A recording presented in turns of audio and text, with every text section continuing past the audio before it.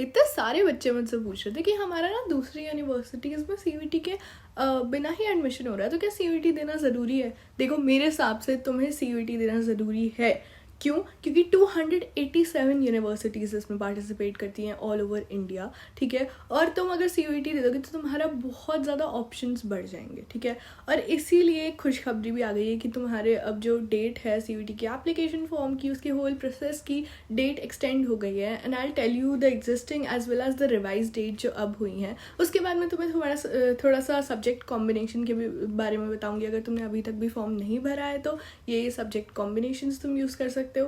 और तुम्हें कोई करेक्शन इन पर्टिकुलर भी करनी है ना, जैसे कुछ प्रॉब्लम आ गई है, तुमने कुछ गलत कर दिया, तो उसकी भी डेट आ चुकी है। Let's get started. तो पहले जो online submission of application form की डेट थी वो थी 22 मार्च 11:50 PM तक, और अब वो रिवाइज होके हो गई है 24 मार्च 11:50 PM तक।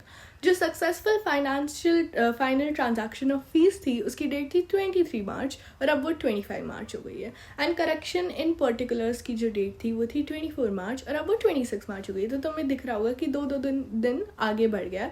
तो that is a really good news. और अभी भी अगर नहीं भरा है प्लीज़ भर लो। इंग्लिश को डेफिनेटली डालना, स्पेशली अगर तुम्हें दिल्ली यूनिवर्सिटी जाना है, because most of my viewers want to get into Delhi University. तो इंग्लिश ज़रूर डालना, क्योंकि इंग्लिश कंपलसरी हो जाती है।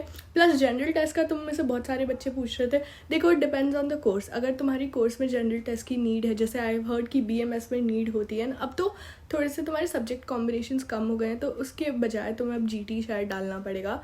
तो यस, थोड़े बच्चों के लिए ये कंपलसरी हो गया है। लैंग्वेज अगर तुम्हें आगे जाके करनी है तो मेरे हिसाब से अब जनरल टेस्ट कंपलसरी हो गया है। बट जो ह्यूमैनिटी स्टूडेंट्स हैं मोस्टली उनको नीड नहीं है जनरल टेस्ट की। तो अपनी एक बार सब्जेक्ट कॉम्बिनेशन देख लेना, क्योंकि मैं कर रही हूँ साइकोलॉजी ऑनर्स, और मेरे को भी ये लास्ट तक डाउट था, बट साइकोलॉजी में नहीं नीड है, ठीक है। साइकोलॉजी में जनरल टेस्ट की भी नीड नहीं है, और इकोनॉमिक्स और इन सब में नहीं है। इकोनॉमिक्स में जो क्राइटेरिया होता है वो होता है मैथ्स का। तुम्हारे पास मैथ्स होनी चाहिए। BCom ऑनर्स में जो क्राइटेरिया होता है वो होता है अकाउंट्स या मैथ्स, प्लस तुम्हारे पास इंग्लिश, प्लस कोई भी 2 डोमेन्स।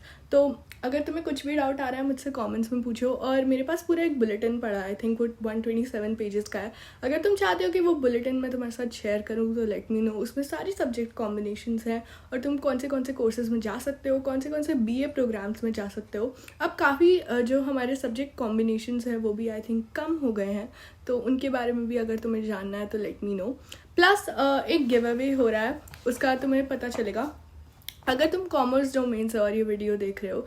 तो मी इन कोलैबोरेशन विद CUET अड्डा 24/7 is doing a give away.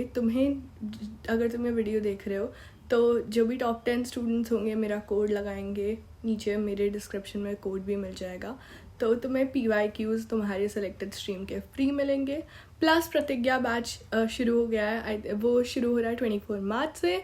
तो प्रतिज्ञा बहुत ही ज़्यादा अच्छा बैच है, क्रैश कोर्स है तुम्हारा CUET का, काफ़ी कुछ हो जाएगा। प्लस तुम देखते आए होगी CUET अड्डा is doing so well YouTube पे भी। तो इसीलिए आई वुड से कि डेफिनेटली अगर तुम ये कोर्स बाय कर सकते हो तो करना। Thank you so much for watching the video. Bye.